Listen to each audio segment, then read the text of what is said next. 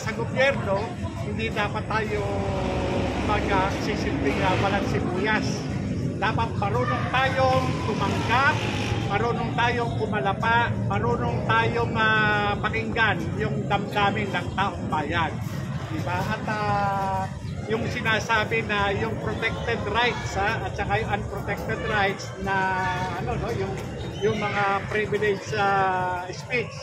Ito yung mga pagpuna na resulta ng damdamin o opinyon ng sambayan ng Pilipino.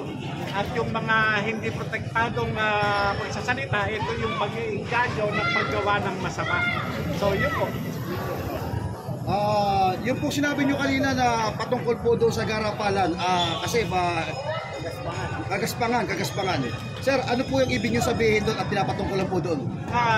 Yung kagaspangan, yung tungkol doon sa pagnanakaw sa pondo ng bayan. Ibig sabihin, kung ikaw ay nandyan sa public service, dapat wag tayong magpapakita ng kagaspangan. Kasi unang-una, yung kagaspangan na tinutukoy na para sa isang public official, ito yung pagnanakaw na nakikita, napapansin ng taong bayan.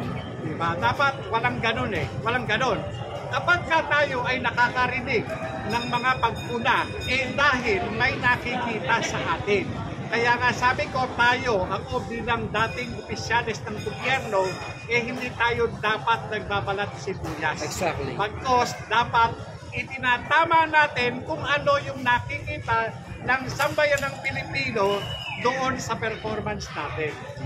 Sir, inaasahan nyo po ba na ganito yung magiging outcome? I mean, walang makukontem sa inyo kahit pa may mga personal na galit yung mga congressman? Hindi natin inaasahan. Sa katunayan, ako'y nagpaalam sa aking may bahay, ganon din sa aking mga anak, pati rin sa aking mga anak na kumakahon. Ang sabi ko nga sa aking may bahay, ikaw na ang bahala sa mga bata.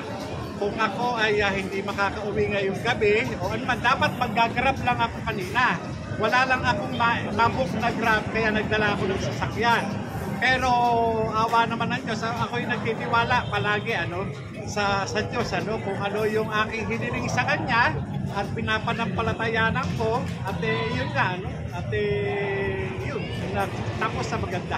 Sir Jonathan, kanina po meron pong pahayag tungkol po nung pinag-uusapan, yung pinalabas ng video, doon sa pulborong video, nabigla po kayong samugat. Ano po ang gusto niya? Napigilan po kayo dun pinigilan kayo. Ano po ang gusto niyong ibig sabihin at sabi ko nga, tinanong kung sino sa inyo yung nag-upload, yung nag-share. Sabi ko ako, dahil morally convinced ako na itong si Bongbong Marcos ay bangag. Maari, sana, sa susunod na hearing ay matakil yung issue na yun, sapagkat yung video na yun, similar dun sa isa sa mga litrato, isa sa 5 litrato na nakita ko na ibinigay ng confidential informant. Kaya ako ay morally convinced na itong si Bongbong Marcos ay drug addict. Drug addict siya. Sapagkat kung tatanungin ako kung paano ko na siguro na dangerous drugs yung sinisikot niya, pagkahuga doon, may problema tayo. Sapagkat ako, talagang nasabi ko yun bilang isang dating ahente ng ideya. Dahil itong aking karanasan, personal na kaalaman at mga training, yun po yung aking pinagpasihan, yung indicator na yun.